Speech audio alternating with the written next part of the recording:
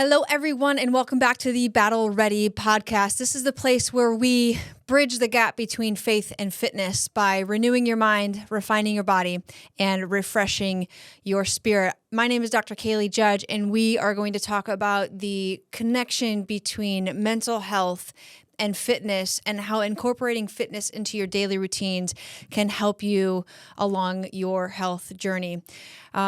One of the biggest things is we have just seen such a jump in mental health issues, both globally and locally here at home, wherever you're at. And it's been on a rise, but since 2020, since the pandemic happened, there has been a skyrocketing effect of mental health issues. According to the World Health Organization, depression is now the leading cause of disabilities worldwide. It's affecting over 264 million people. And that's just, it's sad for me because I believe that it is something that can be avoided. It's something that can be treated. It's something that can be corrected through different lifestyle abilities. Anxiety, now we're seeing people that it's 284 million people that are affected globally, which is on the rise, and it's something that we need to take care of. Here in the United States, the numbers equally, the National Institute of Mental Health reports that nearly 20% of all American adults live with some sort of mental illness, and that's something that we want to make sure that we're getting corrected over time. That's about 51.5 million people experiencing anxiety in our country. What's even more alarming is that mental health issues mostly, for the most part, go untreated. Around 60% of adults that have mental health issues or mental health illnesses receive no treatment throughout the year. And even when they are treated, those treatments are usually high doses of heavy psychotropic drugs that are affecting people's personalities forever. Because the reality is that once you get on these medications, it is very difficult to get off of them. And so we want to make sure that we are getting to the root cause of why these things are happening and figure out what we can do to start correcting them. The reason why we're seeing so much depression and so much anxiety is because we are also seeing a rise in stress and in burnout, specifically under young adults in their 30s and below. We're just seeing so many people having an elevated amount of pressure put on by their personal life, financial life, and even their work life. The American Psychological Association's Stress in America survey found that Gen Z adults ages 18 to 23 reported the highest level of stress compared to any other generation. And again, this stress isn't just about stress from work and stress from your job. It is also finances, relationships, and even what we're seeing happening in the world. And we want to make sure that we start addressing those things and saying that, yes, these things are going to continue to happen, but that doesn't mean that we have to continue to let them be the things that lead our lives. And so we really want to talk about burnout because for years it was just some buzzword. And for now, it's actually something that the World Health Organization is recognizing as an occupational phenomenon. Since 2019, these numbers have grown. There's about 40% of workers that report that they're feeling burnt out or overworked, and the numbers are rising to up to 50% for those that work remotely.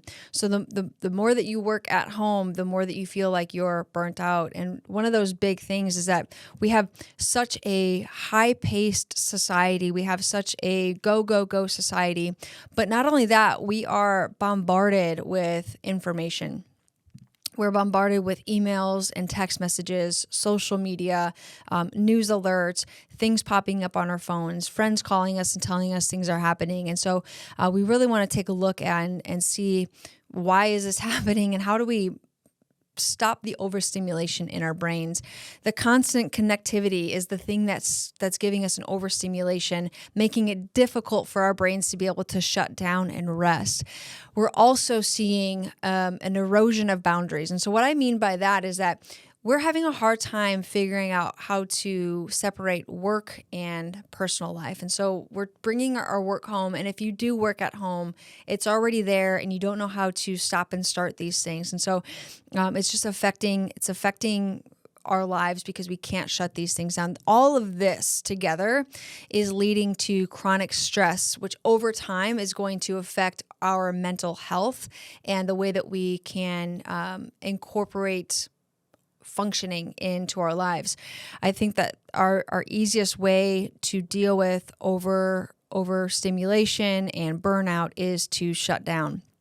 We'll finally get to this point where it's almost like a volcano and you can't go any further and you feel like your whole entire insides are going to just erupt. And we've got to teach people, you specifically that are listening or anybody that you know, to recognize these things that are happening and to deal with them and start setting boundaries. And so now that we've laid out really what like mental health looks like across the world and here in America, we want to dive into the connection between fitness and mental health, because I know that one of the biggest things that you don't want to do is go for a run when you're feeling stressed out, when you're feeling overworked, when you feel like you have anxiety. The last thing that you want to do is go work out, but turns out it might be the best thing that you have to be able to do that. This stuff is backed by science. Exercise has already been shown to have a profound effect on mental well-being and understanding how much this is going to empower us to take back the control of our health. And so what exactly happens to our brain when we are working out, when we have exercise? When you engage in physical activity, your body releases chemicals known as neurotransmitters. Big long word, neurotransmitters. And so there's two like really important neurotransmitters that I want to focus on today, and that's serotonin and dopamine. These two things are your feel-good hormones. These are the ones that are going to help you feel better as you go on throughout your day, and their role is to help you to experience happiness and pleasure. And the thing is that regular physical activity is what increases the production of these two neurotransmitters. As you increase the production of serotonin and dopamine, what that's going to do is it's actually going to help to alleviate symptoms of depression and anxiety. So when we add those two things together, we're going to see that the increase of physical activity is going to be an amazing benefit to increasing your serotonin and your dopamine levels. There's been a study from the Lancet of Psychiatry, and it examined mental health benefits of exercise and found that individuals who exercise had 43% fewer days of poor mental health per month compared to those that don't exercise. So people that moved and got their exercise in, they were experiencing 43 less days of depression, anxiety than people who just kind of melted into the couch when they got home or fell underneath the covers and didn't really move. And so we want to encourage you to get your body moving. This wasn't just some like high intensity exercise study. And it wasn't some like marathon training study. This was all different types of exercise, from walking to yoga to team sports to strength training, things like CrossFit and high intensity interval training and triathlon, marathon training, all of that stuff. So whether you're doing stretching and yoga and just physically moving your body, or you're going out and doing these high intensity aerobic exercises, you're still getting the same effect of decreasing your experience of anxiety and depression to over 43% of the time. This study also found that the most significant benefits were seen when those people exercise for 45 minutes, 3 to 5 times a week. So if you exercise at least 45 minutes, 3 to 5 times a week, you're going to see a decrease of experiencing your depression and anxiety days by 43%. So you want to make sure that exercise becomes a priority at least 3 to 5 times per week. There's another study that I found that is published by the JAMA, Journal of American Medicine for Psychiatry, and it found that even small amounts of physical activity can lower your risk of depression. And so what this is showing us is that you can lower and reduce your risk of depression by 26% by just doing as little as 15 minutes of vigorous exercise. And this is where it comes in. When I talk about doing high intensity interval training, this is where we want to implement that. This is that high intensity. So it can be small body weight exercises that you're doing, but you're increasing your heart rate, and that's going to help to decrease your stress hormones and also increase the serotonin and dopamine so that your body can get the stress out and also start circulating those happy hormones so that your body feels the effects of that. This is a powerful reminder that you do not have to engage in intense exercises. You don't have to go out and do CrossFit. You don't have to go train for an Ironman. You don't have to go to Orange Theory or do something on the Peloton. However, I do love a Peloton, the app. I love the bike. I think it is a great app for pretty much anybody. But you don't have to do that. You can find these benefits from going on a 10-minute walk. You can do some gardening. You can go out and do some stretching in your backyard on a yoga mat in the sun and see these things happen. We just need to understand that the benefits of exercise extend much further beyond just mood improvement. So this really also is going to help to decrease your cortisol level, which is your body's primary stress hormone. And what happens is as you're experiencing high levels of cortisol, this is what can help lead to a variety of different health problems, including anxiety and depression, but also it's memory and concentration, and even just ability to get tasks done. And so the more that we can get the cortisol levels of your body to decrease, the better it's going to be for you to focus better and to have less anxiety and depression, have more joy, and carry that smile around for you that you can do every single day. And so that's really what we want to produce is joy. That if you can get 15 to 30 to 45 minutes of exercise in, you're going to see an amazing benefit happen for that. When it comes to exercise and your sleep, this is a critical part for your sleep. I don't think that we're sleeping enough as a society, and I think that's one of the main problems that we're seeing people be overreached, overworked, experiencing anxiety and depression, experiencing this like heaviness and lethargy. They're feeling lethargic, like they just can't move. We've really got to understand that increasing and bettering our sleep patterns is going to be an amazing thing for your health. But according to the Sleep Foundation, exercise is shown to increase the amount of deep sleep that you have at night. This type of sleep is the most restorative type of sleep that you can get. This is where your body's going to just shut down and start to heal. Better sleep contributes to more stable moods. It increases to improved concentration, better overall mental health in general. And so you want to make sure that you understand the link of exercising, even though you don't want to, is actually going to help you sleep better and experience better deep sleep overall. It's also just worth mentioning that exercise can be things like yoga. It can be things like incorporating deep breathing and focus. I've got a young patient, and he came in after school one time. And he said, Dr. Kalie, I learned how to do deep breathing, and he called it starfish breathing. And so he stuck out his hand and he literally traced his fingers. And every time, if you're not watching on YouTube, you can go see this on YouTube, but what I'm doing is basically going up my pinky finger. And as I'm going up, I'm going to take a deep breath in. When I get to the top, you're going to hold it in.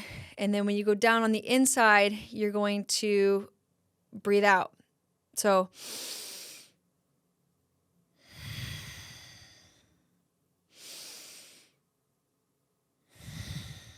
And you do that as you go through your whole hand. And what that's going to do is it's going to help to teach you how to do deep breathing. I thought that was just so good for somebody that needs visual learning and to incorporate these things in there. But deep breathing and focus is going to help to calm your mind, which helps to reduce your stress over time.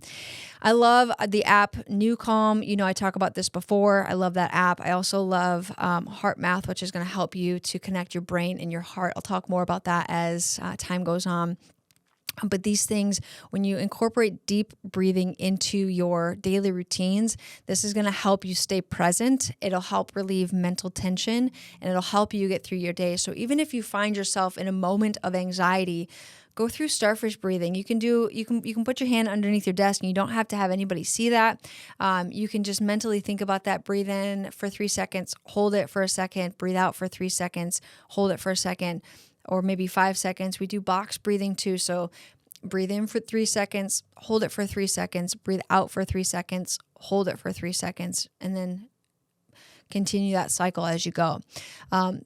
There's an intense connection between your mental health and your fitness. And that's one reason why exercise is often referred to as nature's antidepressant.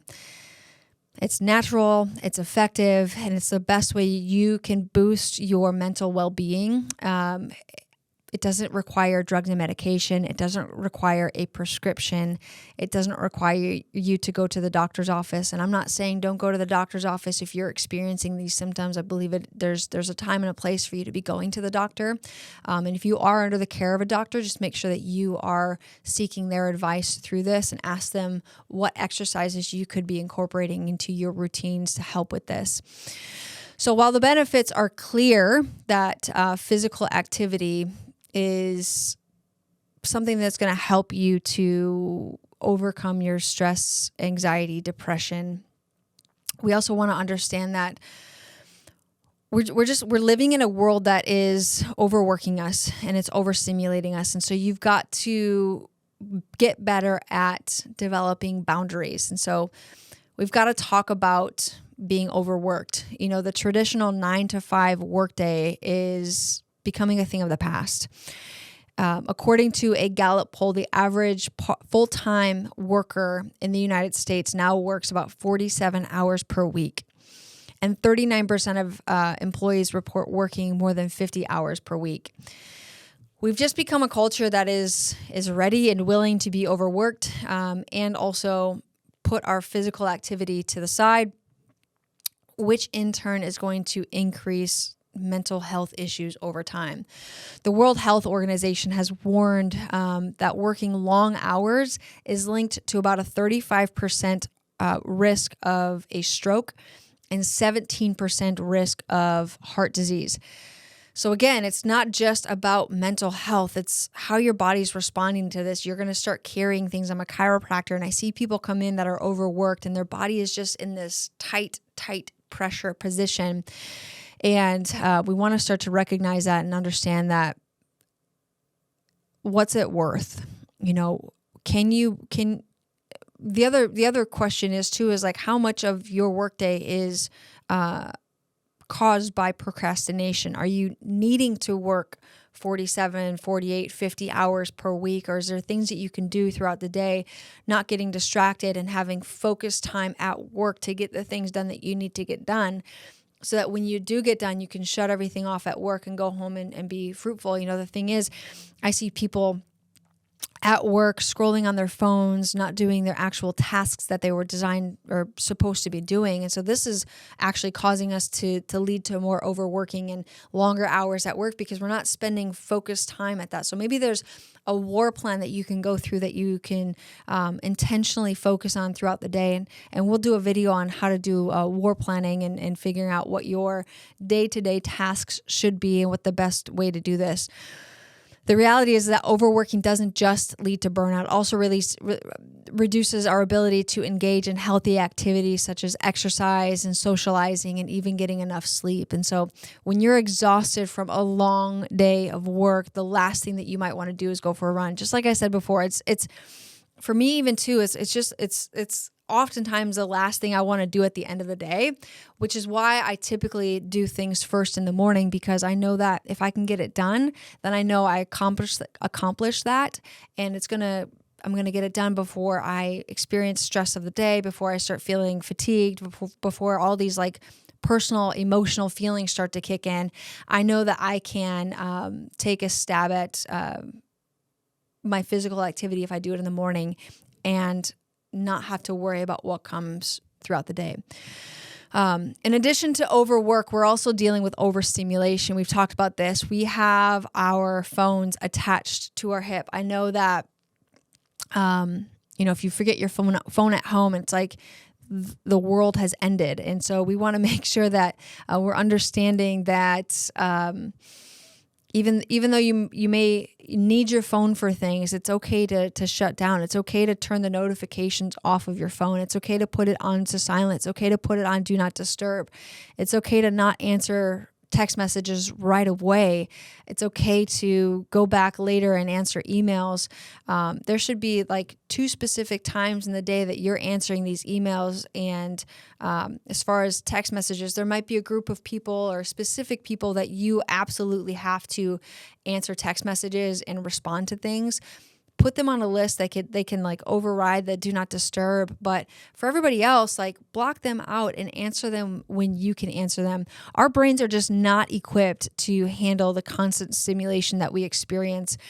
It's going to lead to mental fatigue, decision overload, stress, anxiety, and it's these micro traumas that we experience when it comes to overload and anxiety, because we don't even know that it's happening until it's too late. And then all of a sudden it's like, oh my gosh, I'm going to go crazy, because we're not supposed to be on all the time. We're supposed to be able to know when to rest. Our body needs to rest. Our body needs to know when to go to bed, when bedtime is, when wake time is, when you should be scrolling the internet, when you should be looking at emails. I can tell you that the time to look at emails and scrolling Instagram and Facebook is not just before you go to bed. In fact, there should be no work around at least 30 minutes outside of you laying your head on the pillow and going to sleep. You need to create a sanctuary in your bedroom. So if you have a TV in your room, my recommendation is to unplug it, get it out of there, shut the TV off in the bedroom. If you want to go watch TV to wind down, put it out in the living room, in the family room, in a place somewhere else. But as soon as you walk into your bedroom, there should be no more phones. You should shut off all electronics, and you can even put it on like a nighttime view of your phone so that the lighting is dimmed a little bit differently. And there's different links I'll put in for computer-wise to benefit from blue lights and things like that, because even looking at screens with blue lights, which this is not the conversation that we're having for right now. I'll make a shorter video for that, but blue lights are going to affect your deep sleep, REM sleep, and things like that. So we just want to make sure that we are preserving the space before we go to sleep, that we're not checking emails, we're not looking on social media, we're not even watching TV in our bedrooms or Netflix on our iPads or whatever it is that your routine looks like. You know what I'm talking about. Even if it is watching this YouTube video, and you shouldn't be doing this at night. So make sure that it's something that you're doing during the day, and carve out times during the day to be watching specific things, to shut your body down, to relax and understand what those are.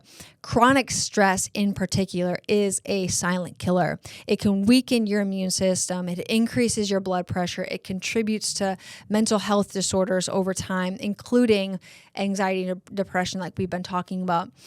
The American Institute of Stress reports that 77% of people experience stress that affects their physical health. 73% of people have stress that impacts their mental health. So we're speaking about the majority of people are experiencing that stress and exercise affects their physical and their mental health. And so we want to make sure that we can combat that together.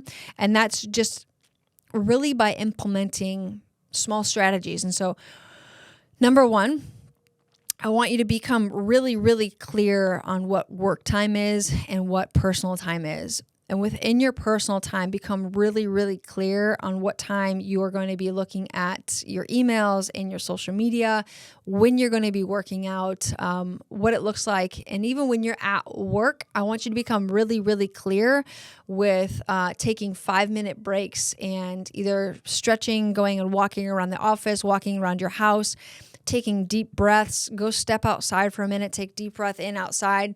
Go through some starfish breathing outside just to get some fresh air, stimulation from the sun. That's going to help you as well. Another strategy is to prioritize activities that help to reduce your overstimulation. So things like meditation, again, deep breathing, stepping outside.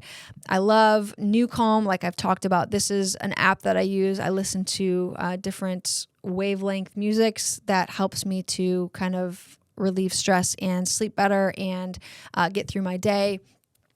And that for me, outside of exercise, is one thing that I really, really use to help with my stress. I also use heart math, which is another just deep breathing exercise that's going to help get your HRV under control, which helps to connect your brain with your heart and helps to smooth everything out over time. So what can we do about this? Here are some just practical steps for you as you go through this. Start small. You don't have to go big or go home. Little small increments of things are going to be big deals. Even if you take a 10-minute walk at night or a 10-minute walk in the morning to get things going, I recommend going for a walk either in the sunrise or sunset. The reason why is because the color of the sky is going to help to reduce your cortisol levels even more. And it also helps to increase those serotonin and dopamine happy hormones like we talked about earlier. We also want to incorporate movement into our daily routine. Find ways to move throughout the day. If you're on the phone, get up out of the seat and walk around on the phone. If you have the option to take stairs instead of an elevator, go for the stairs. If you have an option to go take a walk during your workday, go for a little tiny walk around the block. If you have an option to walk over to a colleague's desk and hand them a note instead of sending them an email, go ahead and do that. But find little ways to get up and move throughout the day. And this is going to be one of the best things that you can do. Consider adding in some mind-body exercises, incorporating things like yoga. I do an app called Pliability. This is deep stretching. It's very much like restorative yoga, but they're not really like naming the yoga moves and things like that. It's just really getting your body into a position to go into deep stretching, calms your heart rate down, calms your body down, and let your body just relax even more. This is fantastic for joint health, for longevity as well. So if you are into fitness and looking for something more, that's going to be one of the things that's going to help you with that as well. The other thing is to set realistic goals. There's just so much of us that we want to say, I'm going to go work out every single day. I'm going to go be a hero at the gym. I'm going to go lift 300 pounds. And it's just not a reality. And so you might just need to start with a 30-minute workout 3 to 5 times a day. Develop a program where you schedule into your work, into your week of exactly when you're going to do that workout, how long it's going to be, and then get in the habit of writing out your workouts before you go and do them.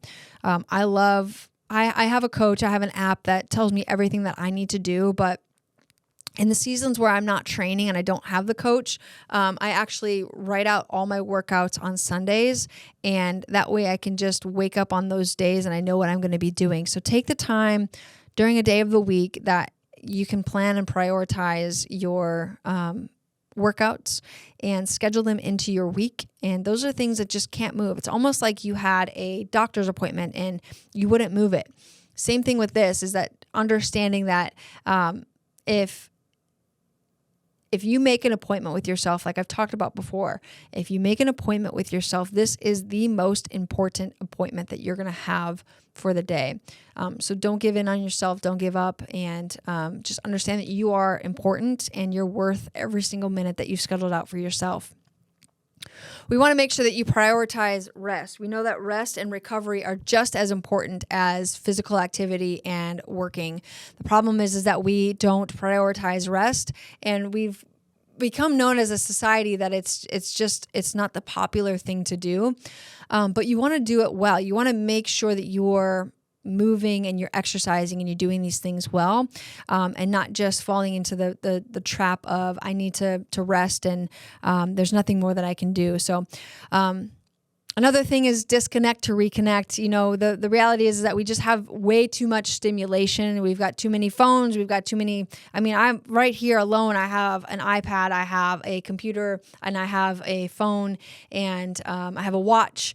I have so many things that can be telling me that I have somewhere else to be or something else to do or somebody else's problems to solve.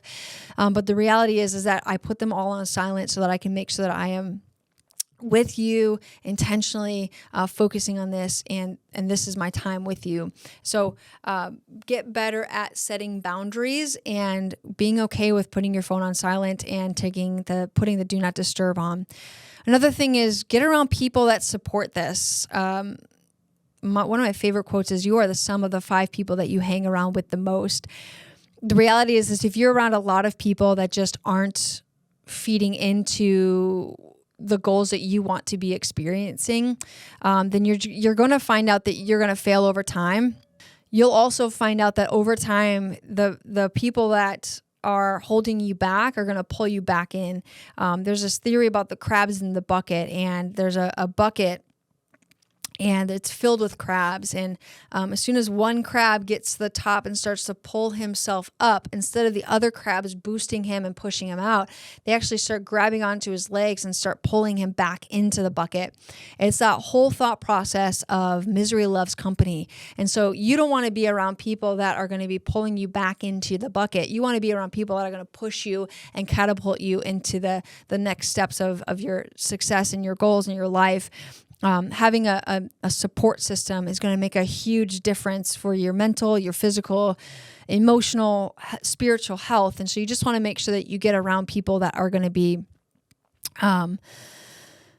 with you through this. And so as we wrap today up, I want to encourage you to make sure that you take time to reflect on your goals.